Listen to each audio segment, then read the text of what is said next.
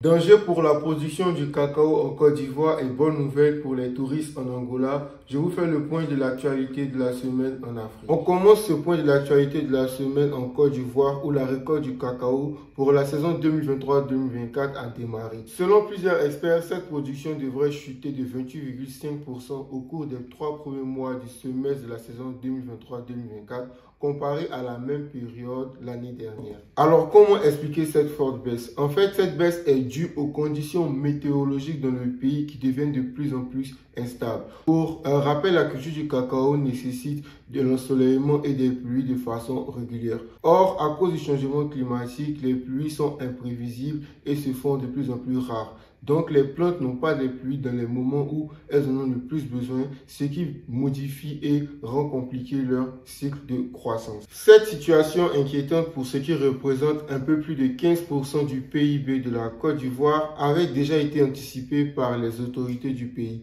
En effet, en juillet dernier, elles avaient annoncé bloquer la délivrance des permis d'exportation pour les cultures du cacao. Dans tout ça, il y a une bonne nouvelle, c'est que les prix du cacao sont montés énormément sur le marché international, atteignant des records jamais atteints depuis 1977. Dans tous les cas, je vous tiens informé de l'évolution de la situation. Actu numéro 2 au Sénégal, les autorités sénégalaises refusent toujours de lever l'interdiction de TikTok. Ils demandent à la plateforme de signer un accord pour un mécanisme de retrait ou de suppression des comptes TikTok de certaines personnes. Pour rappel, l'interdiction de TikTok a été imposée à tout le pays en août dernier suite à l'arrestation du chef de l'opposition Ousmane Sonko. Le gouvernement sénégalais reprochait à la plateforme d'avoir favorisé la publication et la divulgation de messages haineux et subversifs constituant une menace pour la stabilité du pays. Actu numéro 3, en Côte d'Ivoire, le président Alassane Ouattara a démis de ses fonctions son premier ministre, M. Patrick Achi, en poste depuis 2021. Cette décision qui intervient à 2 ans de la présidentielle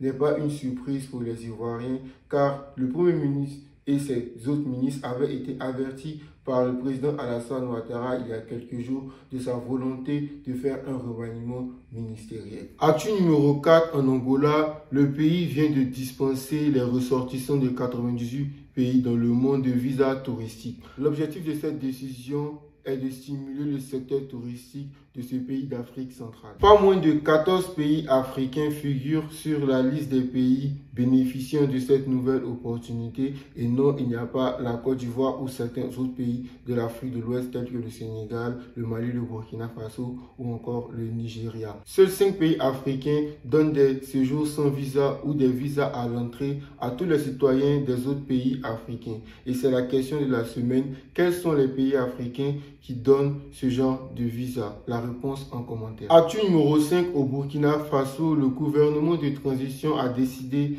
d'élever l'ancien président et père de la révolution burkinabé, Thomas Sankara, au rang de héros de la nation. Le statut créé en juin 2022 par les autorités burkinabées a pour but d'honorer les personnes s'étant distinguées par leur bravoure exceptionnel pour la défense d'une cause nationale. C'était l'essentiel de l'actualité de la semaine en Afrique. Pour ne pas manquer nos points chaque dimanche à partir de 19 h, je t'invite à t'abonner et à partager la chaîne autour de toi.